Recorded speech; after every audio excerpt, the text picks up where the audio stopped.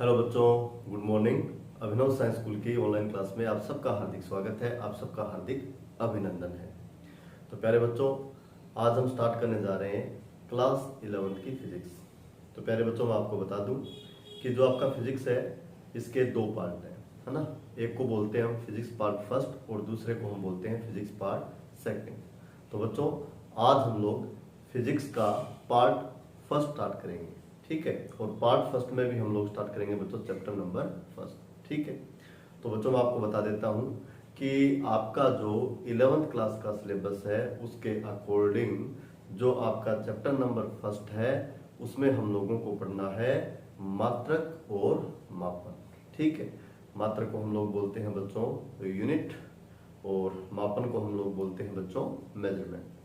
तो बच्चों, स्टार्ट करते हैं आज की क्लास। तो आप लोग कॉपी पेन लेकर बैठेंगे और मेरे साथ साथ में आप लोग नोट्स बनाएंगे, ठीक है। तो स्टार्ट करते हैं आज की क्लास।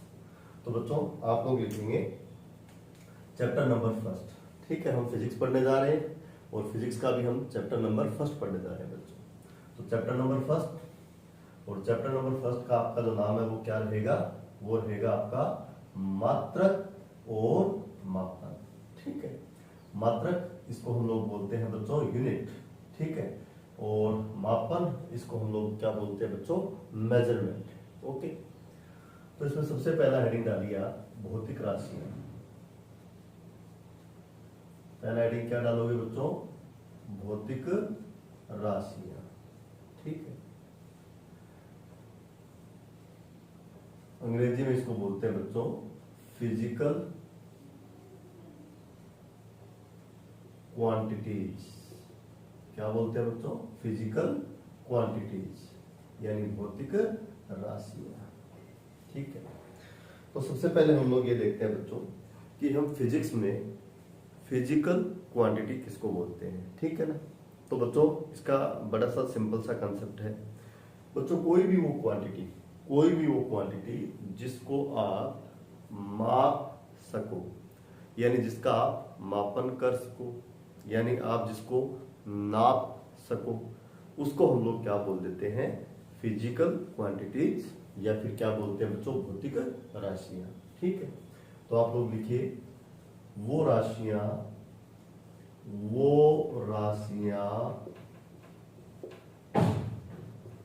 जिनको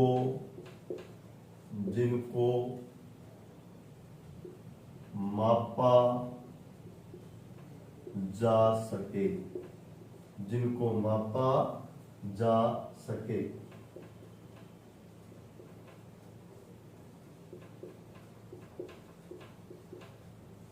भौतिक राशियां कहलाती हैं, जिनको मापा जा सके वो क्या कहलाती है बच्चों? भौतिक राशियां, है ना। आपका चैप्टर का नाम क्या है? मात्रक और मापन, यानी यहां भी किसकी बात कर रहे हैं? मापन की। तो बच्चों, वो वाले क्वांटिटीज जिनको आप क्या कर सको, तो आंसर है जिनको आप माप सको, उनको हम लोग क्या बोलते हैं बच्चों? भौतिक राशियां, ठीक है। कुछ एग्जांपल लिखते हैं हम फिजिकल क्वांटिटीज के, आप लोग भी लिख लेंगे। कुछ एग्जांपल्स लिखते हैं हम लोग। जैसे बच्चों, मैंने लिख दिया द्रव्यमान, ठीक है। जैसे मैंने लिख दिया बच्चों लंबाई, ठीक है।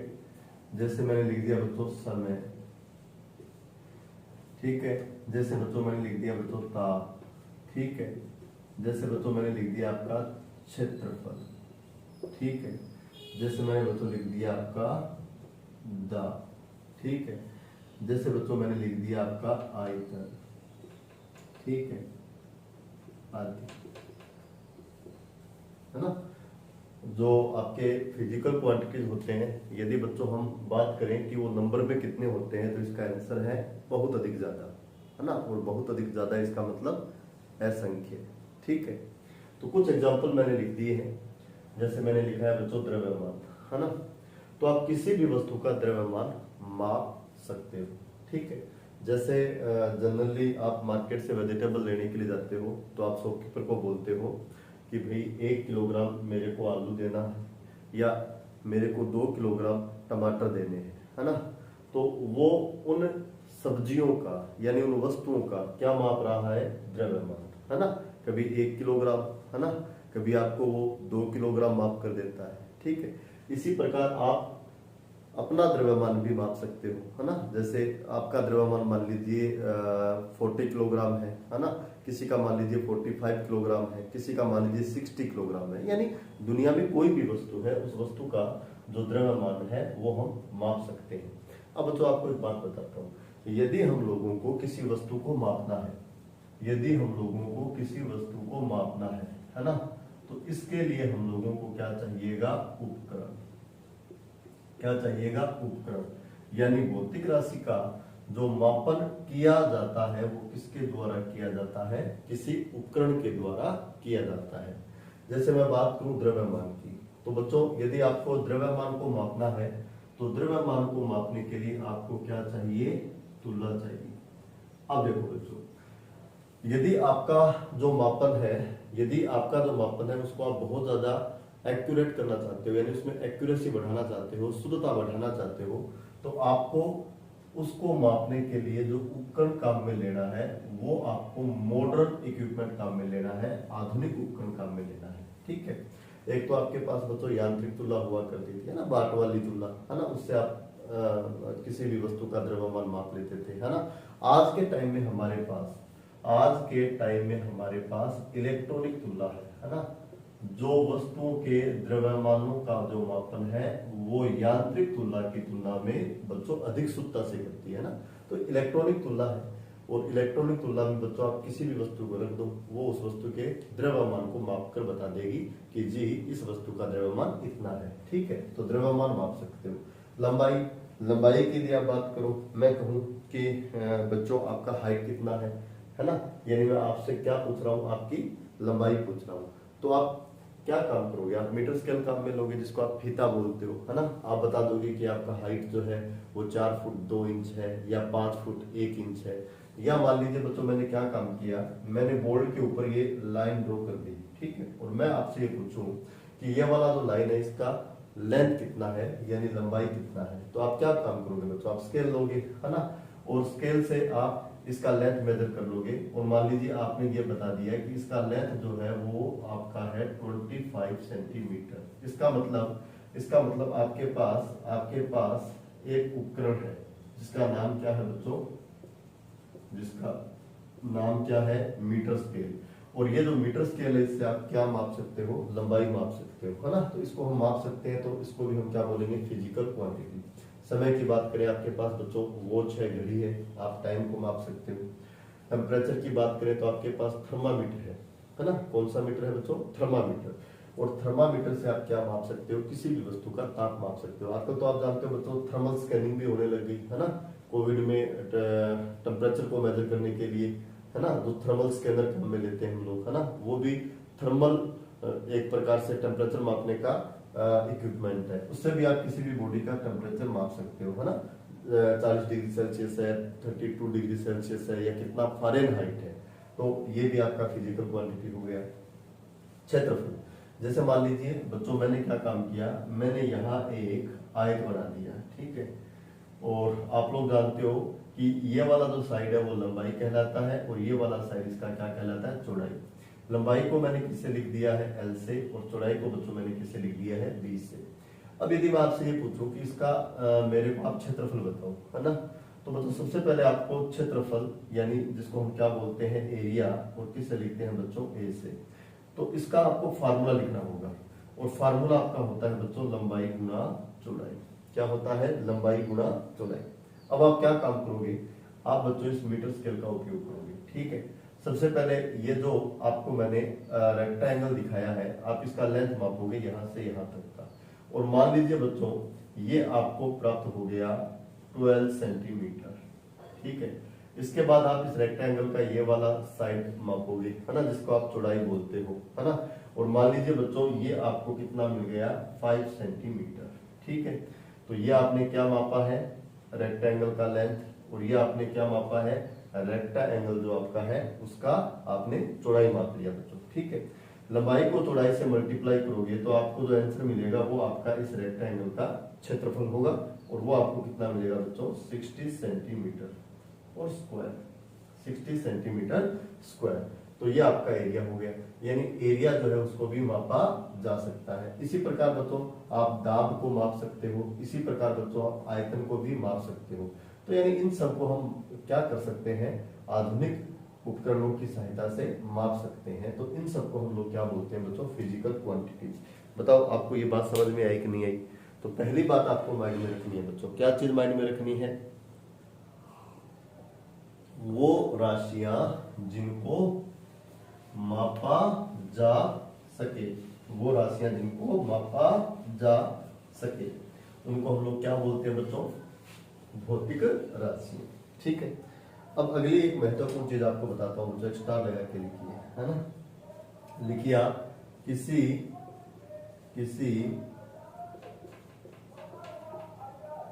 भौतिक राशि को, किसी भौतिक राशि को व्यक्त करने के लिए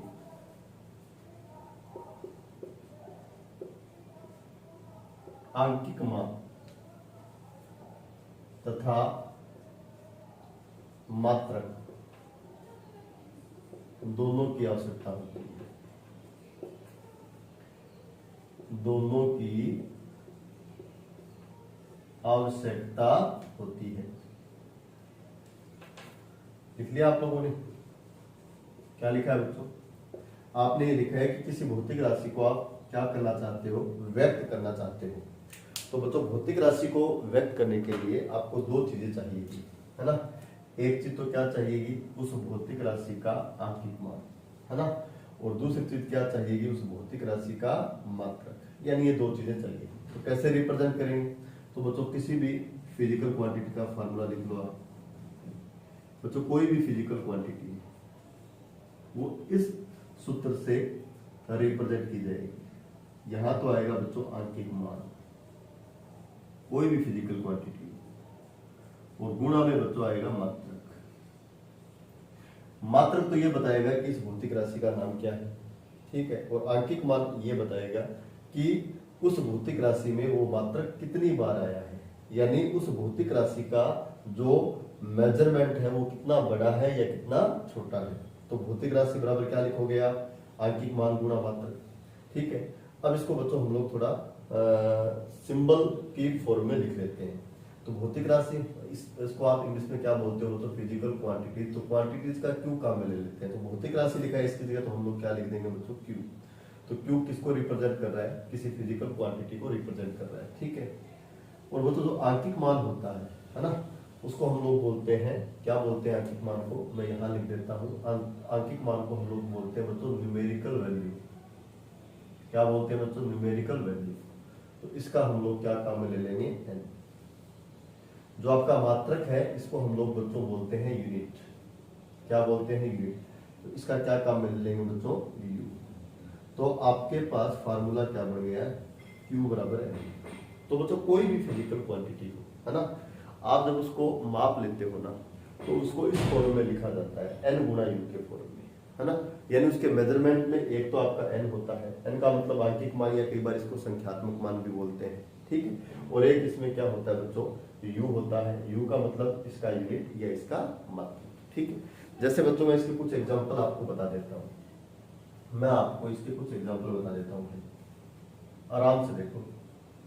कुछ एग्जाम्पल मैं आपको बता देता हूँ।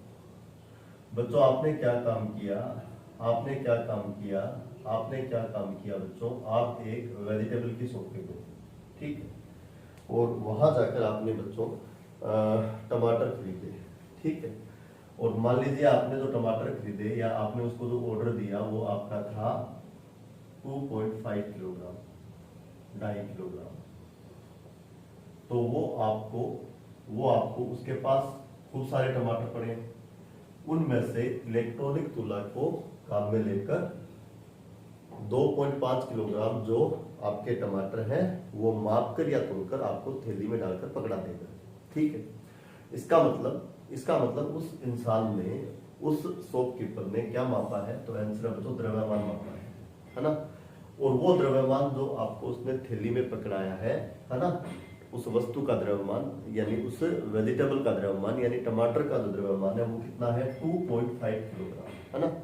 तो यहाँ आप लोग देखिए बच्चों, यहाँ आप देखिए ये जो यहाँ द्रव्यमान है ये क्या है, तो आंसर ये फिजिकल क्वांटिटी है ना, फिजिकल क्वांटिटी है। और ये 2.5 क्या है, तो आंसर है 2.5 ये वाली जो फिजिकल क्वांटिटी है यानी ये वाला जो द्रव्यमान है इसका आंकिक मान है, इसका मतलब n। और ये जो आपका किलोग्राम है ये इस फिजिकल क्वांटिटी का यानी इस द्रव्यमान का क्या है, मात्रक। इसका मतलब बच्चों ये आपका क्या है, u है ना। यानी द्रव्यमान को आप कैसे रिप्रेजेंट कर रहे हो, n गुना u के फॉर्म में है ना, कि द्रव्यमान बराबर आंकिक मान गुना मात्रक। आंकिक मान आपका है कितना बोलो बच्चों, 2.5 और इसका जो मात्रक है वो बोलो क्या है, किलोग्राम। इसके अलावा आप और एग्जांपल देखो, इसके अलावा बच्चों आप और एग्जांपल देखो। मान लीजिए आपके पास एक डोरी है और आपने उस डोरी का लंबाई किसी फीते या किसी मीटर स्केल की सहायता से आपने मापा, ठीक है, छोटी डोरी है और वो जो है वो आपको मान लीजिए मिलता है प्यारे बच्चों, आपको मिलता है 11 और ये आप इसमें मापते हो सेंटीमीटर, ठीक है। तो यहाँ देखिए आप लोग किसको लिख रहे हो, लंबाई को लिख रहे हो। लंबाई का मतलब आप किसको लिख रहे हो बच्चों, आप किसी फिजिकल क्वांटिटी को लिख रहे हो यानी क्यू को लिख रहे हो है ना। तो कैसे लिखा आपने, देखो लंबाई को लिखने के लिए या लंबाई को रिप्रेजेंट करने के लिए एक तो आपको उसका क्या चाहिए, आंकिक मान चाहिए, कितना है 11, इसका मतलब ये आपका क्या है n, और एक आपको यूनिट चाहिए और ये बोलो आपका क्या है सेंटीमीटर। यानी आपने क्या लिखा है प्यारे बच्चों, आपने लिखा है q बराबर एन यू। क्या लिखा आपने, q बराबर एन यू, ठीक है। जैसे बच्चों और हम बात कर लेते हैं, जैसे हम समय की बात कर लेते हैं, किसकी बात कर लेते हैं बच्चों, समय की, ठीक है। और मान लीजिए आपको ये कहा गया है कि आपको 2 घंटे तक लगातार पढ़ना है, ठीक है। तो आपको टाइम के बारे में बताया जा रहा है, तो फिजिकल क्वांटिटी जो है वो तो आपकी क्या है, टाइम। और आपको 2 घंटे पढ़ना है यानी 9 बजे आप पढ़ने बैठे हो तो आप बहुत से देखोगे है ना, और 11 बजे तक आपको कंटिन्यूअसली पढ़ना है ना। तो ये दो जो आपका 2 है वो आपका क्या है, न्यूमेरिकल वैल्यू, और जो ये घंटा है, ठीक है, ये आपका क्या है बच्चों, यूनिट। तो बच्चों कोई भी फिजिकल क्वांटिटी हो, चाहे वो आपकी द्रव्यमान हो, चाहे वो आपकी लंबाई हो, चाहे आपकी वो समय हो या क्षेत्रफल हो, ताप हो, कोई भी फिजिकल क्वांटिटी हो वो हमेशा n गुना u के फॉर्म में रिप्रेजेंट की जाती है। जैसे बच्चों आप ताप को रिप्रेजेंट कर रहे हो, जैसे इन दिनों न्यूज़पेपर में आता है कि तापमान बहुत बढ़ चुका है और तापमान जो है वो अपना जो अधिकतम मान है या अधिकतम जो पारा है वो कितना रहता है, मान लीजिए न्यूज़पेपर में आ गया 44 डिग्री सेल्सियस। तो आप किसकी बात कर रहे हो, तो बच्चों आप ताप की बात कर रहे हो है ना, फिजिकल क्वांटिटी की। तो आप क्या बोलते हो, 44 डिग्री सेल्सियस। तो ये जो 44 है ये तो टेम्परेचर का यानी फिजिकल क्वांटिटी का क्या है, न्यूमेरिकल वैल्यू, और जो डिग्री सेल्सियस है वो इसका बोलो क्या है, यूनिट। तो बच्चों कोई भी फिजिकल क्वांटिटी हो, कोई भी फिजिकल क्वांटिटी हो वो हमेशा किस फॉर्म में रिप्रेजेंट की जाती है, n गुना u के फॉर्म में रिप्रेजेंट की जाती है। देखो बच्चों ध्यान सुना, अकेला जो n है, अकेला जो n है वो किसी फिजिकल क्वांटिटी को रिप्रेजेंट नहीं कर सकता, और अकेला u भी किसी फिजिकल क्वांटिटी को रिप्रेजेंट नहीं कर सकता। n भी चाहिए और n के साथ साथ u भी चाहिए, और इसको रिप्रेजेंट करने का तरीका ये होता है कि q बराबर होता है n गुना u। तो फॉर एग्जांपल मान लीजिए मैंने आपको ये बोला, ध्यान से सुना, मैंने आपको ये बोला, ठीक, मैंने आपको ये बोला कि एक बैग में या एक थैले में है ना, एक थैले में टमाटर है और कितने हैं, यानी मैं आपको द्रव्यमान बता रहा हूं और मैं आपको बता रहा हूं बच्चों 2.5, ठीक, 2.5, ठीक है। तो आपको मैंने केवल और केवल जो फिजिकल क्वांटिटी है मास, उसका मैंने क्या बताया आपको, न्यूमेरिकल वैल्यू। तो केवल न्यूमेरिकल वैल्यू से आपको आइडिया नहीं होगा कि उस थैले में कितने टमाटर है ना, आइडिया क्यों नहीं होगा, ध्यान सुनना। हो सकता है तो थैला बहुत छोटा हो है ना, और उसमें जो टमाटर की मात्रा है वो ये हो, तो यहाँ ये मात्रक बन गया। या हो सकता है बच्चों यहाँ जो मात्रक है वो किलोग्राम आप काम में ले लो, या हो सकता है यहाँ जो मात्रक है वो आप क्विंटल काम में ले लो, ठीक है। तो देखो बच्चों यदि मैं ये कहता कि द्रव्यमान 2.5 किलोग्राम है है ना। आपको मैं आंकिक मान के साथ साथ यदि मात्रक भी बता देता तो आपको आइडिया हो जाता कि 2.5 किलोग्राम ठीक ठीक अमाउंट है। ठीक है, यदि मैं आपको ये बोलता 2.5 ग्राम है ना, तो आप क्या सोचते, आपको दिमाग में एक आइडिया बन जाता, आप कहते हैं थोड़ा सा टमाटर 2.5 ग्राम कितना होता है। और मैं ये कहता जाऊँ आपको टमाटो लेके आने हैं और एक थैले में पड़े हैं और वहां उसका जो मास है, जो द्रव्यमान है वो 2.5 क्विंटल है, 2.5 क्विंटल है। तब आपके माइंड में आता है कि बहुत बड़ी मात्रा है। यानी मैं आंकिक मान के साथ साथ जैसे आपको मात्रक बता देता हूं तो कितना सा वो मास है, कितना सा वो द्रव्यमान है, आप अच्छे से इस बात को समझ जाते हो, है ना। मैंने कहा 2.5 क्विंटल, तो इसको लाने के लिए आप उस प्रकार की तैयारी करोगे, है ना। 2.5 किलोग्राम, तो इसको लाने के लिए उसके हिसाब से आप तैयारी करोगे। 2.5 ग्राम, ये तो बहुत थोड़ा सा अमाउंट है। लेकिन यदि केवल मैं आपको ये ग्राम नहीं बताता, ये ग्राम नहीं बताता, ये किलोग्राम नहीं बताता, क्विंटल नहीं बताता, मैं आपको बोलता कि आपको टमाटो लेके आने हैं जिसका द्रव्यमान 2.5 है, 2.5 है ना। तो आप समझ ही नहीं पाते केवल आंकिक मान से, 2.5 का कोई मतलब ही नहीं है। हाँ, इस न्यूमेरिकल वैल्यू के आगे यदि आपको यूनिट गुणा भी मिल जाए, जैसे मैंने बोल दिया 2.5 ग्राम है, 2.5 किलोग्राम है या 2.5 क्विंटल है, तो आप अच्छे से समझ जाओगे, है ना, कि भाई हम लोग कितना सा मास जो है उसकी बात कर रहे हैं। तो रिप्रेजेंट करने के लिए न्यूमेरिकल वैल्यू तो चाहिए, उसके साथ साथ यूनिट भी चाहिए। जैसे टाइम की बात करें, टाइम यानी समय, तो एक बात बताता हूँ आपको। देखो, ये 3 फिजिकल क्वांटिटी जो है इसका उपयोग बहुत ज्यादा होता है। पहली तो आपकी है लंबाई, और दूसरी आपकी क्या है बच्चों, द्रव्यमान, और तीसरी आपकी क्या है, समय। आपको बता देता हूँ, लंबाई के बारे में तो आप जानते हो बच्चों, इसको इंग्लिश में हम लोग क्या बोलते हैं, लेंथ। क्या बोलते हैं, लेंथ। जनरली लंबाई को हम लोग एल से डिनोट करते हैं, ठीक है। ये आपका द्रव्यमान है, इसको बच्चों हम लोग इंग्लिश में क्या बोलते हैं, मास, और इसको किससे लिखते हैं, एम से। ये आपका समय है, और इसको हम इंग्लिश में किससे लिखते हैं, टाइम से, और इसको हम किससे डिनोट कर देते हैं बच्चों, टी। तो ये हो गया आपका लेंथ, ये हो गया आपका मास, और ये हो गया आपका टाइम, ठीक है। तो कई बार हम लंबाई को लंबाई न बोलकर लेंथ बोल देंगे, इसको हम मास बोल देंगे, इसको हम टाइम बोल देंगे। तो लंबाई को रिप्रेजेंट किससे करेंगे, एल से, मास को एम से, और टाइम को टी से। जैसे बच्चों मैंने आपको ये बताया कि आपको इतने समय तक लगातार पढ़ना है। मैं आपको समय बता रहा हूँ, टी बराबर 2, है ना, कितने समय तक आपको लगातार पढ़ना है। तो बच्चों केवल और केवल मैंने आपको टाइम का क्या बताया, न्यूमेरिकल वैल्यू बताया, तो आपको कोई आइडिया ही नहीं होगा कि मैंने आपको क्या बोला है और आपको क्या करना है। इस 2 का कोई मतलब ही नहीं है। लेकिन यदि बच्चों मैं आपको ये बता देता कि आपको 2 मिनट पढ़ना है, या आपको 2 घंटा पढ़ना है, या आपको केवल 2 सेकंड पढ़ना है, ठीक है, तो कितना पढ़ना है, यानी वो टाइम कितना है, उसका आपको एकदम अच्छा सा आइडिया लग जाता है ना। कि भाई 2 मिनट पढ़ना है तो आपको पता है कि कितना साग पढ़ना है, 2 घंटा पढ़ना है तब आपको आइडिया लग जाता है कि कितना साग पढ़ना है, 2 सेकंड पढ़ना है तो आपको पता लग जाता है कि एकदम चिरा सा पढ़ना है, बैठना है फिर खड़े हो जाना है ना। तो यदि आपके पास आंकिक मान के साथ साथ मात्रक भी है, यानी एन के मल्टीप्लाई में आपके पास यदि यूनिट भी है, तो आप उस फिजिकल क्वांटिटी को अच्छे से समझ जाओगे, है ना, कि मैं उस क्वांटिटी की किस अमाउंट की बात कर रहा हूं। तो बिल्कुल सिंपल सा फंडा है किसी भी फिजिकल क्वांटिटी को रिप्रेजेंट करने का, जो बच्चों फार्मूला होता है मैं यहाँ लिख देता हूँ, आपको जो याद रखना है, जो आप लोग नोट कर चुके हो, और ये केवल आपको 3 एग्जाम्पल नोट करने हैं। क्या होता है बच्चों, तो आंसर है क्यू बराबर होता है आपका एन गुणा यू। क्यू कोई क्वांटिटी है, एन उसका न्यूमेरिकल वैल्यू है, और यू उसका यूनिट है। कोई भी फिजिकल क्वांटिटी आप उठा के देख लो, जैसे आप बात करते हो 10 न्यूटन, 20 न्यूटन, 30 न्यूटन, न्यूटन नाम आ गया, मैं किसकी बात कर रहा हूँ बच्चों, फोर्स यानी किसकी बात कर रहा हूँ, बल की। किसकी बात कर रहा हूँ बच्चों, बल की।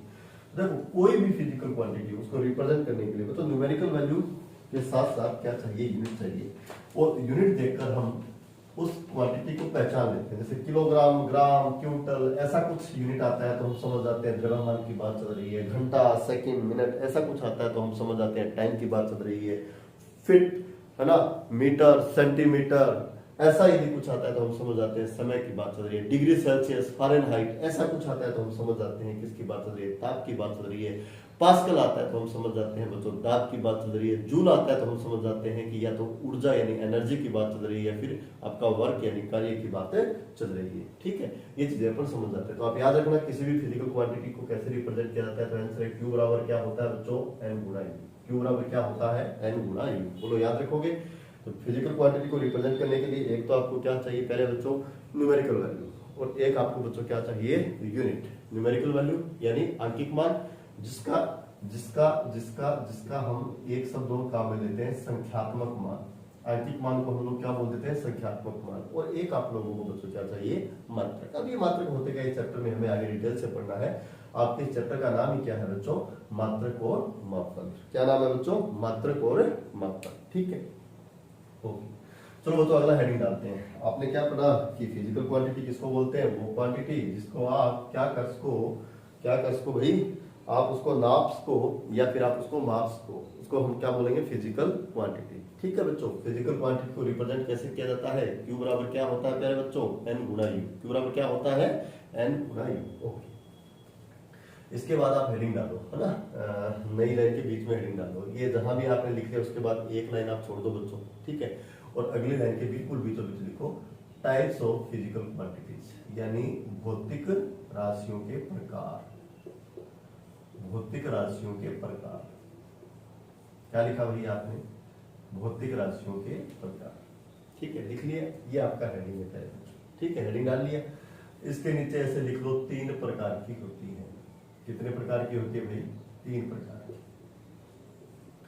3 प्रकार की होती है भौतिक राशियां भैया। कितने प्रकार की होती है, याद रखना, 3 प्रकार की। नाम बता दूं उनके, आपको नाम बता दूं भाई, याद रख लोगे बच्चों, कितने प्रकार की होती है, बोलो, 3 प्रकार, याद रख लोगे। ठीक है बच्चा, याद रखना, भौतिक राशियां कितने प्रकार की होती है भाई, 3 प्रकार की होती है। ठीक है, सबसे पहला प्रकार हम देखते हैं। सबसे पहला प्रकार देखते हैं, नंबर 2 लगा के, फिर बारी बारी देख लेंगे। अभी नाम नहीं बताऊंगा तीनों प्रकार के, सबसे पहले प्रकार की मैं बात करूंगा, है ना। ठीक है, कुछ तो बच्चों राज रहने दो, है ना, जैसे जैसे आगे बढ़ेंगे राज से पर्दा उठाते चले जाएंगे। 3 प्रकार की होती है। ठीक है बच्चों, पहली जो है उसको बोलते हैं मूल राशियां, या उनको बोलते हैं फंडामेंटल क्वांटिटीज। क्या बोलते हैं बच्चों, फंडामेंटल क्वांटिटीज, या क्या बोलते हैं, मूल राशियां। क्या बोलते हैं बच्चों, मूल राशियां। ठीक है, और आप लिखना चाहो तो लिख लो, अंग्रेजी में भी लिख लो भाई, फंडामेंटल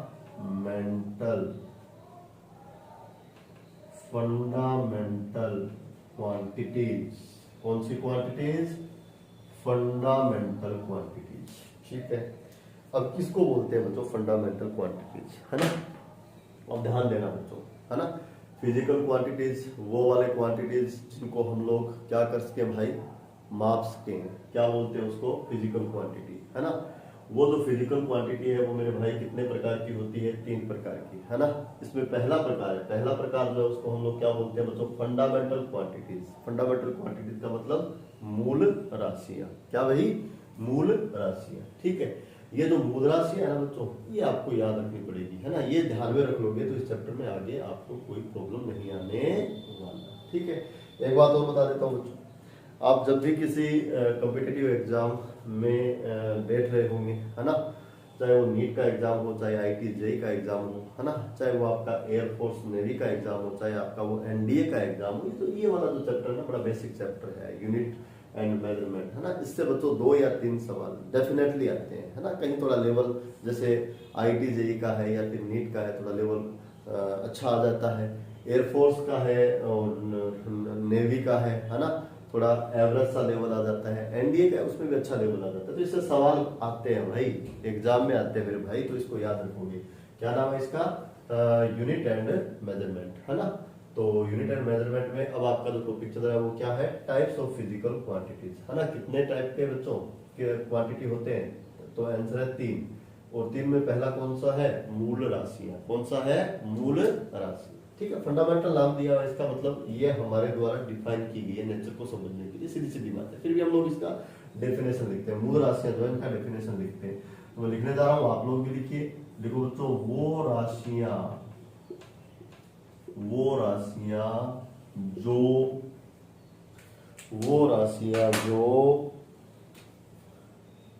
अन्य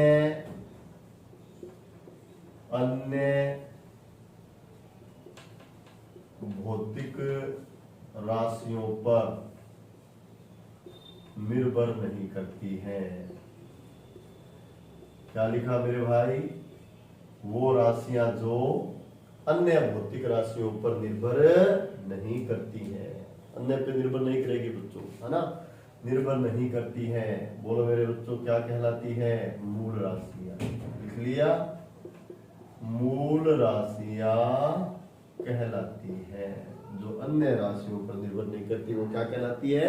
मूल राशियां। कैसे निर्भर नहीं करती वो भी देखेंगे, ठीक है। इससे पहले एक चीज और लिख लेते हैं बच्चों, इससे पहले एक चीज और लिख लेते हैं, ठीक है। वे राशियां जो अन्य राशियों पर निर्भर नहीं करती क्या कहलाती है बच्चों? मूल राशियां। लिख लिए। अब मैं एक चीज लिखने जा रहा हूं बच्चों, मैं एक चीज लिखने जा रहा हूं, आप लोग लिखेंगे बच्चों, आप लोग भी लिखोगे। आप लोग ये लिखोगे एसआई पद्धति में, एसआई पद्धति में। एसआई पद्धति इंग्लिश में इसको बोलते हैं सिस्टम ऑफ इंटरनेशनल। क्या बोलते हैं बच्चों? System of international. और इसको हिंदी में क्या बोलते हैं प्यारे बच्चों? हिंदी में इसको क्या बोलते हैं? अंतरराष्ट्रीय पद्धति। क्या बोलते हैं मेरे भाई? अंतरराष्ट्रीय पद्धति। समझते हो अंतरराष्ट्रीय पद्धति कौन सी होती है? वो वाली पद्धति जिसको पूरा का पूरा वर्ल्ड मानता हो, पूरा का पूरा विश्व मानता हो।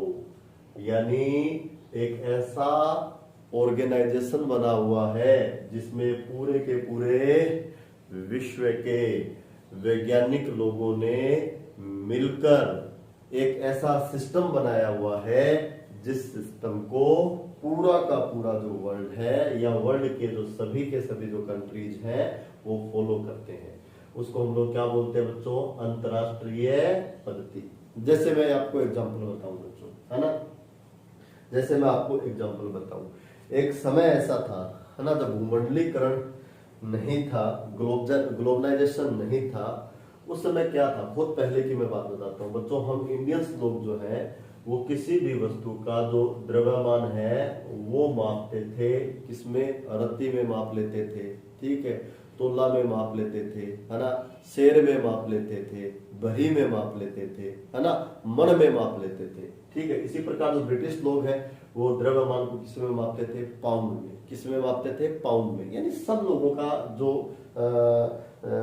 फिजिकल क्वांटिटीज को जो मापने का मेथड था वो अलग अलग था, है ना। कोई अपने हिसाब से माप रहा था, कोई अपने हिसाब से माप रहा था। एक शेर चीनी दे दो, 2 शेर गुड़ दे दो, 1 तोला सोना दे दो, ठीक है। अंग्रेज लोग जो थे वो किस में मापते थे? तो पाउंड में माप लेते थे। 1 पाउंड शुगर दे दो, है ना, आधा पाउंड गोल्ड दे दो। इस तरह से अलग अलग, कोई पाउंड में माप रहा था द्रव्यमान को, कोई शेर में माप रहा था, कोई रत्ती में माप रहा था, अलग अलग प्रकार से माप रहे थे, ठीक है।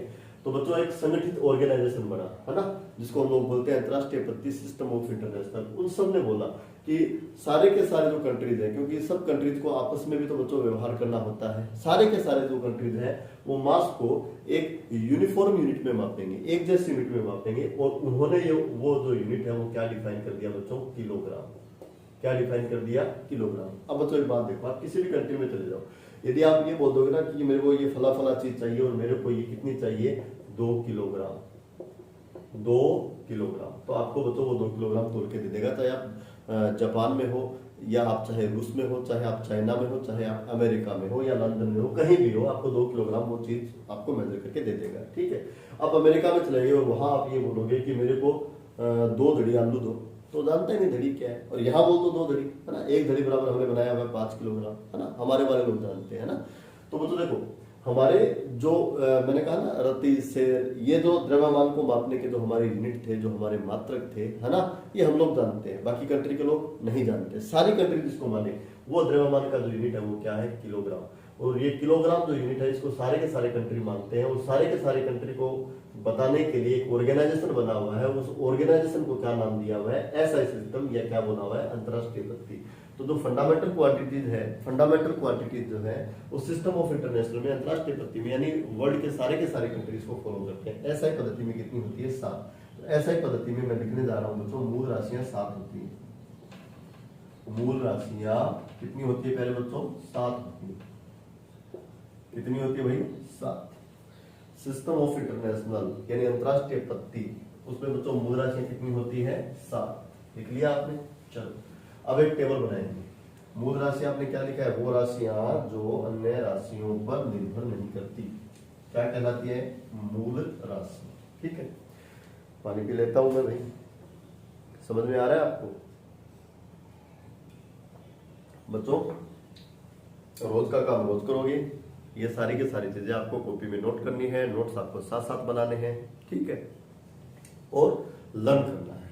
ठीक है, एकदम आपको अच्छे से समझ में आएगा, जैसे ऑफलाइन क्लास में आप लोगों को समझ में आता है ना, ठीक है, बिल्कुल वैसा का वैसा, है ना, उससे भी ज्यादा बेहतर, है ना, चीजें आपको समझ में आएगी यदि क्लास में साथ साथ चलोगे तो। ठीक है, तो आपने क्या लिखा बच्चों, आपने लिखा मेरे भाई की SI पद्धति में मूल राशियां कितनी होती है, 7। तो 7 कौन कौन सी थी, तो ये बताने के लिए मैं एक टेबल बना देता हूँ, आप लोग भी एक टेबल बनाओगे। टेबल में पहला जो आपका कॉलम है वो क्रम संख्या का होगा, दूसरा जो है वो होगा बच्चा मूल राशि का भाई।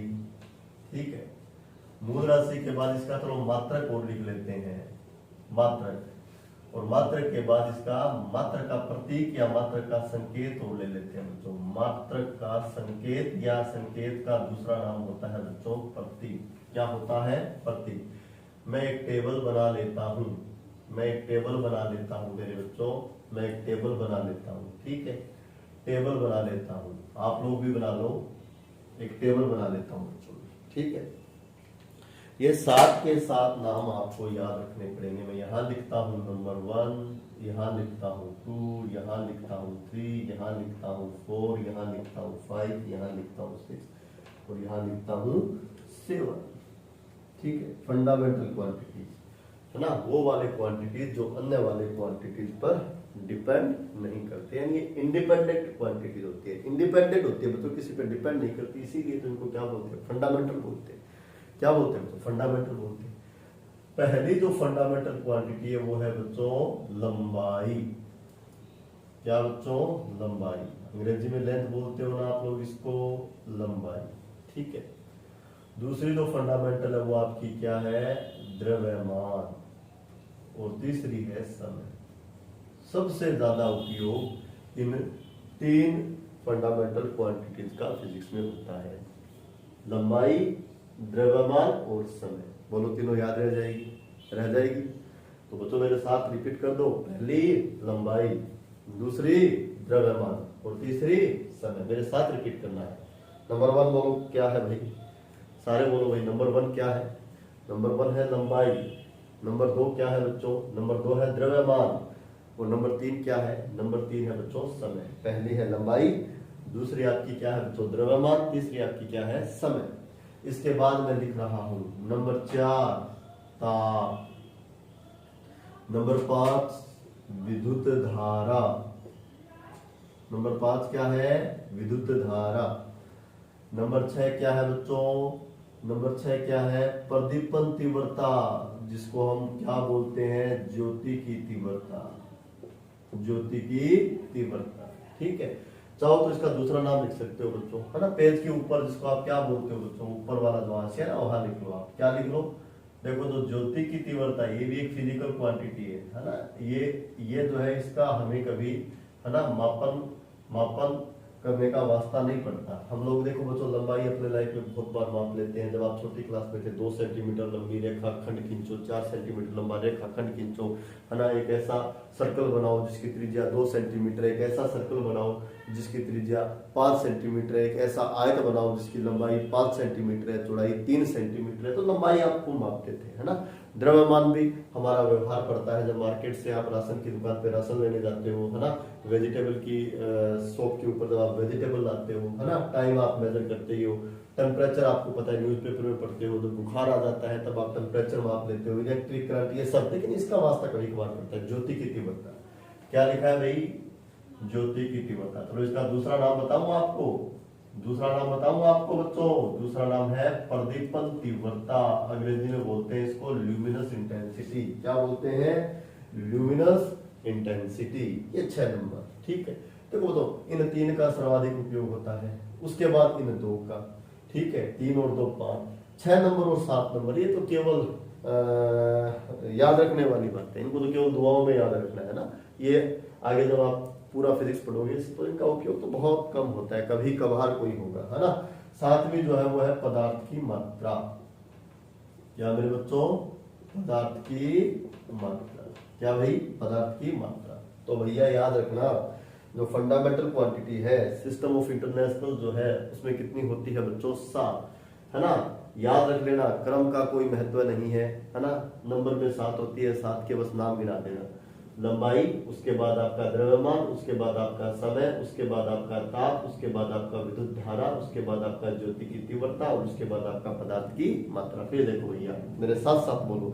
नंबर 1 क्या है बच्चों? बोलो मेरे साथ। नंबर 1 लंबाई, नंबर 2 द्रव्यमान, नंबर 3 समय, नंबर 4 ताप, नंबर 5 विद्युत धारा, नंबर 6 ज्योति की तीव्रता और नंबर 7 क्या है प्यारे बच्चों? पदार्थ की मात्रा। अच्छा एक बात और बताता हूँ आपको बच्चों, जब भी आप ये ऑनलाइन क्लास ले रहे हो, है ना, चाहे आप एंड्रॉइड फोन से देख रहे हैं या लैपटॉप से देख रहे हैं ना, तो आप बच्चों ईयरफोन का उपयोग करें, है ना। ईयरफोन काम में लोगे ना तो साउंड ज्यादा बेटर आएगा, है ना। वो जो क्लास है वो आपको ज्यादा अट्रैक्टिव इंटरेक्टिव लगेगी, है ना। आपको आसपास का जो सराउंडिंग का जो नॉइज है ना, उससे आप बिल्कुल एकदम आइसोलेट हो जाओगे। ठीक है, तो मेरी आप लोगों को यही राय है, यही सजेशन है, जब भी आप बच्चों एंड्रॉइड फोन पे क्लास देख रहे हैं, स्मार्टफोन पे आप क्लास देख रहे हैं, तो आप ईयरफोन को यूज करो। ठीक है, तो मेरे साथ दोहराएंगे ना, मेरे साथ दोहराएंगे। आपको बोलना है बच्चों, है ना। पता लग जाना चाहिए आपके आसपास आपका भाई मम्मी पापा जो भी बैठे कि बच्चा है ना पढ़ रहा है ना।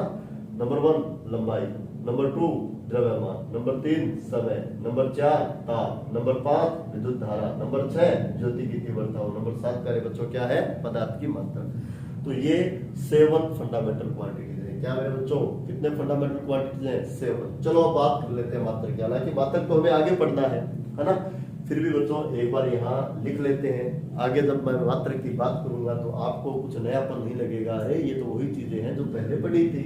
तो बच्चों लंबाई का देखो, मैं सिस्टम ऑफ इंटरनेशनल जो है अंतरराष्ट्रीय पद्धति है ना, उसमें जो मूल मात्रक है वो बता रहा हूँ। तो बच्चों लंबाई का जो मात्रक है ना वो क्या है? यहाँ मीटर। क्या मेरे बच्चों? मीटर। मीटर को अंग्रेजी में स्टार्ट कहां से करोगे? एम से।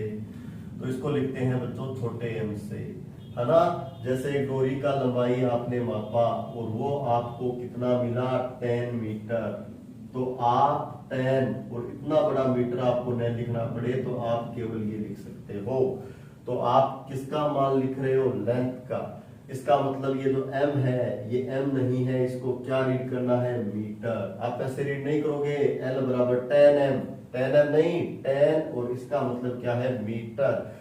इसका ये प्रतीक है, लेकिन जब इस प्रतीक को आप रीड करोगे तो इसको m रीड नहीं करोगे मेरे बच्चों, क्या रीड करोगे? मीटर। ओके, आ जाओ द्रव्यमान। द्रव्यमान का भाई मात्रक होता है किलोग्राम। क्या होता है मेरे बच्चों? किलोग्राम। और किलोग्राम का संकेत होता है छोटा के और उसके बाद छोटा जी। ठीक है, जैसे आपने किसी वस्तु का द्रव्यमान यानी मास यानी किसे लिखो भाई? m से, और आपने वो द्रव्यमान लिख दिया इतना 3 किलोग्राम। अब देखो मेरे बच्चों, इसको हम थोड़ा शॉर्ट में लिख ले। ये जो किलोग्राम है इसको हम ऐसे लिख देंगे। ठीक है, अब यहाँ चलो ये जनरल लैंग्वेज में आ चुका है, हम लोग ठीक मान लेते हैं, वैसे प्रॉपर नहीं होता। हम लोग इसको क्या पढ़ते हैं कि m बराबर कितना है? हम पढ़ते हैं 3 kg। 3 kg, केजी नहीं बच्चों, ये किलोग्राम का प्रतीक चिन्ह है ना, प्रतीक है। तो इसको 3, और जब रीड करने में आओगे तब इसको क्या पढ़ोगे? किलोग्राम पढ़ोगे। यदि इसको 3 kg पढ़ रहे हो तो फिर इसको 10 m पढ़ोगे। डोरी का लेंथ कितना है? 10 m, 20 m। m तो नहीं पढ़ते ना आप, इसको क्या पढ़ते हो? मीटर। तो ठीक इसी प्रकार बच्चों इसको केजी नहीं, इसको क्या पढ़ोगे? किलोग्राम। फिर भी देखो ये इतना पॉपुलर हो चुका है कि इस प्रतीक को ही हम ये वाला रीडिंग मान लेते हैं। हम कहते हैं 3 kg, 2 kg, 4 kg। केजी से अगर समझ आता है कि ये किलोग्राम की बात कर रहा है, m से नहीं समझता कि मीटर की बात कर रहा है। ठीक है बच्चों, ओके। इसके बाद बात कर लेते हैं टाइम की, समय की। बच्चों समय का जो मूल मात्रक है वो सेकंड होता है, वो एक अलग बात है। जैसे द्रव्यमान को हम ग्राम में भी मापते हैं, क्विंटल, टन मापते हैं। लंबाई को हम सेंटीमीटर में मापते हैं बच्चों, फुट में भी मापते हैं, है ना। अरे मापते हैं ना भाई, तो मात्रक तो बहुत सारे हैं, ये वो मूल वाले मात्रक है सिस्टम ऑफ इंटरनेशनल वाले। टाइम को आप घंटे में मापते हो, मिनट में मापते हो, है ना, यहाँ सेकंड में मापा जाता है। और इसको लिखते हैं सेकंड अल्फाबेट वाला एस, है ना, सेकंड अल्फाबेट वाला एस। ओके, ताप। बच्चों देखो, ताप, ताप का जो मात्रक है वो होता है केल्विन। क्या होता है मेरे बच्चों? केल्विन। क्या होता है मेरे बच्चों? Kelvin, kelvin, kelvin. और इसको लिखते हैं बड़े वाले के से, ठीक है। इसके बाद है बच्चों विद्युत धारा। और विद्युत धारा का जो मात्रक है वो एक साइंटिस्ट हुआ है, उसके नाम पर रखा गया है। ये भी साइंटिस्ट है मेरे बच्चों, एम्पियर। मैं पानी पी लेता हूं भाई। क्या लिखा गया बच्चों? एम्पियर। और एम्पियर को लिखते हैं बड़े वाले ए से। बड़े वाले ए को ऐसे नहीं लिखना, यहाँ राउंड नहीं करना, यहाँ नोक बनानी है, नोक बनानी है, ऐसे ऐसे ऐसे, यहाँ नोक बनानी है मेरे भाई। तो एम्पियर। क्या बच्चों? एम्पियर। इसके बाद है ज्योति की तीव्रता। इसका जो मात्रक है वो रहता है कैंडिला, या कैंडेला भी बोलते हैं इसको, एक ही बात है बच्चों, कैंडिला। और इसको लिखा जाता है सीडी से। किससे लिखा जाता है? सीडी से। और पदार्थ की जो मात्रा है उसका जो मात्रक है वो रहता है बच्चों मोल। और इसको लिखा जाता है MOL से। किससे लिखा जाता है? MOL से। तो बच्चों आप लोगों को ये टेबल जो है वो याद कर लेनी है, समझे? टेबल जो है वो याद कर लेनी है, ठीक है। फंडामेंटल क्वांटिटी कितनी बच्चों? तो आंसर है 7। पहली लंबाई, दूसरी द्रव्यमान, तीसरी समय, चौथी ताप, पांचवी विद्युत धारा, छठी ज्योति की तीव्रता और सातवीं पदार्थ की मात्रा, है ना। याद हो जानी चाहिए, है ना। ऐसे रन कर लेना है कि आप एक सांस में बोल सको, ठीक है ना। लंबाई, द्रव्यमान, समय, ताप, विद्युत धारा, ज्योति की तीव्रता, पदार्थ की मात्रा, ठीक है। इसके मात्रक लंबाई का मीटर, द्रव्यमान का किलोग्राम, समय का सेकंड, ताप का केल्विन, ताप का केल्विन, ताप का केल्विन, विद्युत धारा का एम्पियर, विद्युत धारा का एम्पियर, विद्युत धारा का एम्पियर, ज्योति की तीव्रता का कैंडेला, ज्योति की तीव्रता का कैंडेला, ज्योति की तीव्रता का कैंडेला, और पदार्थ की मात्रा का मोल, पदार्थ की मात्रा का मोल। मीटर का प्रतीक चिन्ह M, किलोग्राम का केजी, सेकंड का S, केल्विन का बड़ा K, एम्पियर का बड़ा A, कैंडेला का CD, कैंडेला का CD, CD का मतलब कैंडेला, कैंडेला का मतलब CD, और मोल का मतलब MOL, MOL का मतलब मोल, मोल का मतलब MOL, MOL का मतलब मोल। ओके, अब मैं भाई इस टेबल के नीचे एक नोट लगा के बात लिखवा देता हूं, नोट लगा के बात लिखवा देता हूं। क्या लिखवाऊं भाई? क्या लिखवाऊं रे? मैंने कहा था ना, मूल राशियां वो होती हैं जो अन्य पर निर्भर नहीं करती। इसका मतलब क्या हुआ? यदि मैं बच्चों द्रव्यमान की बात करूं, किसकी बात करूं? द्रव्यमान की बात करूं, तो इस टेबल में टोटल कितने हैं? 7 फिजिकल क्वांटिटी। तो द्रव्यमान को छोड़कर 6 रह गए, 1 2 3 4 5 6। तो बच्चों द्रव्यमान न तो डिपेंड करता है लंबाई पर, न समय पर, न ताप पर, न विद्युत धारा पर, न ज्योति की तीव्रता पर, न पदार्थ की मात्रा पर। यानी कोई भी राशि उठा लो आप, जैसे ये उठा ली तो इसके अलावा 6 बच जाएगी। आपने बच्चों ये उठा ली तो इसके अलावा बाकी कितने बच जाएगी? 6 बच जाएगी। तो कोई भी जो क्वांटिटी है वो शेष बची टेबल की 6 राशियों पर निर्भर नहीं करती, आपस में डिपेंड नहीं करती। बच्चों द्रव्यमान लंबाई, समय, ताप, विद्युत धारा, ज्योति की तीव्रता और पदार्थ की मात्रा इन सब चीजों पर डिपेंड नहीं करता। इसी प्रकार ताप जो है वो भी अन्य चीजों पर निर्भर नहीं करता, ठीक है। तो मैं नोट लगा के लिख रहा हूं, मैं नोट लगा के लिख रहा हूं। क्या लिख रहा हूं? मूल राशियों के समूह में, मूल राशियों के उपरोक्त समूह में, उपरोक्त समूह में आप लोग भी नोट कर लो, कोई भी मूल राशि, कोई भी मूल राशि, कोई भी मूल राशि शेष बची 6 राशियों पर निर्भर नहीं करती, 6 राशियों पर निर्भर नहीं करती है। कोई भी मूल राशि शेष बची 6 राशियों पर निर्भर नहीं करती है। समझ में आया मेरी बात? बच्चों इस मूल राशियों के समूह में टोटल कितने क्वांटिटी? 7। 7 में से किसी एक को पकड़ लूंगा, जैसे मैंने किसको पकड़ा? ताप को, तो बाकी बोलो कितनी बच जाएगी? 6। तो ये एक जो है वो इन 6 पर निर्भर नहीं करती, है ना। जैसे मैं आपको एग्जांपल दूं, वैसे तो ये फंडामेंटल चीज है बच्चों, फंडामेंटल है तो इनको डिफाइन किया गया तो डिपेंड करेगी नहीं। फिर भी एक एग्जांपल ले लेता हूँ, आपको एक चीज समझाता हूँ, ध्यान से सुनना, ठीक है, ध्यान से सुनना। जैसे मैं आपको ये समझाना चाहता हूं कि एक फंडामेंटल क्वांटिटी मैंने ली मेरे बच्चों, द्रव्यमान। क्या ली मैंने? द्रव्यमान, ठीक है। तो द्रव्यमान को बाकी 6 पर निर्भर नहीं करना चाहिए, लंबाई पर, समय पर, ताप पर, इन पर निर्भर नहीं करना चाहिए, नहीं करना चाहिए, ठीक है। तो यहां मैं आपको ये दिखाऊंगा कि जो मेरा द्रव्यमान है ना, द्रव्यमान जो है ना, केवल ये दिखा रहा हूं, लंबाई पर निर्भर नहीं करता, लंबाई पर निर्भर नहीं करता है, लंबाई पर निर्भर नहीं करता है। ये चीज आपको दिखाता हूँ, ये चीज आपको दिखाता हूँ बच्चों। मान लीजिए आप लोगों ने क्या काम किया, आप लोगों ने क्या काम लिया बच्चों, आप लोगों ने एक रबड़ वाला फीता ले लिया, इलास्टिक ले लिया बच्चों आपने, ठीक है। ये वाला आपने इलास्टिक ले लिया, रबड़ ले लिया आपने, ये रबड़ है ना, ये वाला रबड़ है बच्चों, ये आपने इलास्टिक रबड़ जानते हो, खींच के आप उसका लेंथ बढ़ा सकते हो, छोड़ोगे तो वापस उसी लेंथ में आ जाएगा, वो वाला आपने रबड़ लिया, ठीक। अब आपने इसको तुलना में रखा और तुलना में रखकर आपने इसका द्रव्यमान मापा मेरे बच्चों, और इसका द्रव्यमान मान लीजिए आपको मिल गया 25 ग्राम। कितना मिल गया मेरे बच्चों? 25 ग्राम, ठीक है। फिर आपने क्या काम किया, आपने स्केल लिया और स्केल लेकर मेरे बच्चों इसकी लेंथ माप ली, इसकी लंबाई माप ली, लंबाई माप ली, और आपको इसकी लंबाई मेरे बच्चों मालूम मिल गई 12 सेंटीमीटर। कितनी मिल गई मेरे बच्चों? 12 सेंटीमीटर, ठीक है। अब आपने क्या काम किया, यहां से पकड़ा, इसको इधर खींचना शुरू कर दिया, इधर खींचकर आपने क्या काम किया मेरे बच्चों, पहले इसका लेंथ देखो यहां तक था और आपने इसका लेंथ डबल कर दिया, आपने इसका लेंथ डबल कर दिया। कितना कर दिया मेरे बच्चों? 24 सेंटीमीटर। आपने लंबाई बढ़ा दिया भाई, 12 सेंटीमीटर से कितना कर दिया? 24 सेंटीमीटर। क्या बढ़ा दिया मेरे बच्चों? लंबाई बढ़ा दिया आपने, लंबाई। अब आप इसको उस तुलना में रखो और इसका द्रव्यमान मापो। क्या मेरे बच्चों? द्रव्यमान 50 ग्राम हो जाएगा। रबड़ तो वही है भाई, रबड़ तो वही है, खींचा ही तो है, इसमें पदार्थ थोड़ी ना बढ़ गया।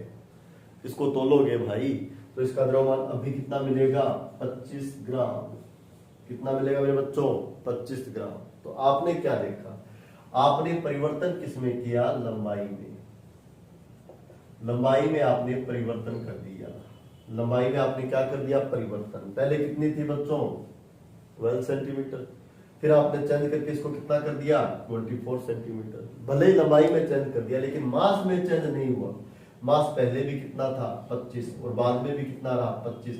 इसका मतलब ये मास जो है वो लंबाई पर निर्भर नहीं करता।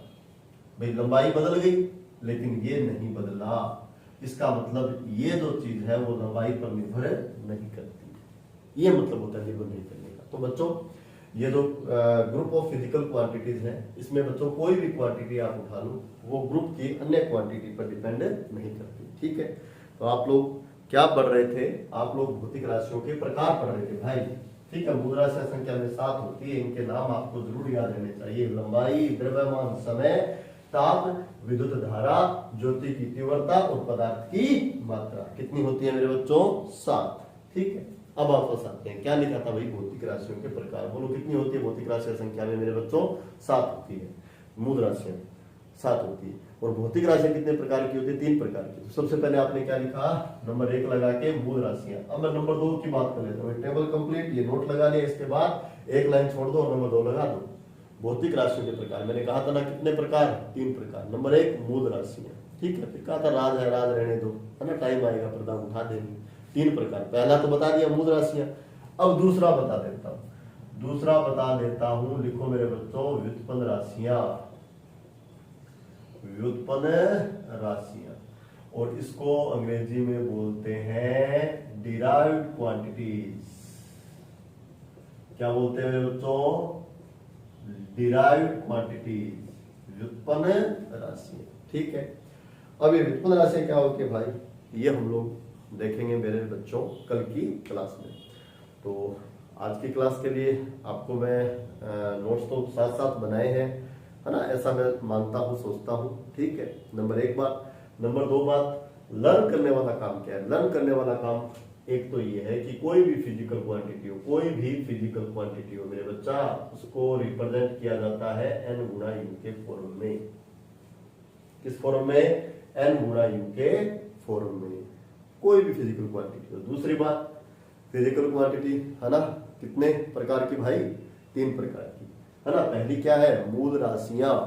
ठीक है, मूल राशियां संख्या में कितनी होती है मेरे बच्चों? 7 होती है। ये 7 के साथ नाम आपको याद होने चाहिए, है ना। ये आपको आज के लिए लर्न करना है। लंबाई, द्रव्यमान, समय, ताप, विद्युत धारा, ज्योति की तीव्रता और पदार्थ की मात्रा। ठीक है, उसके बाद देखो नंबर 2 आपका है व्युत्पन्न राशियां। इसको क्या बोलते हैं? Derived quantity. और ये हम लोग पढ़ेंगे कल की क्लास में। तो प्यारे बच्चों, आज की क्लास को हम यहीं कंप्लीट करते हैं। Okay, thank you.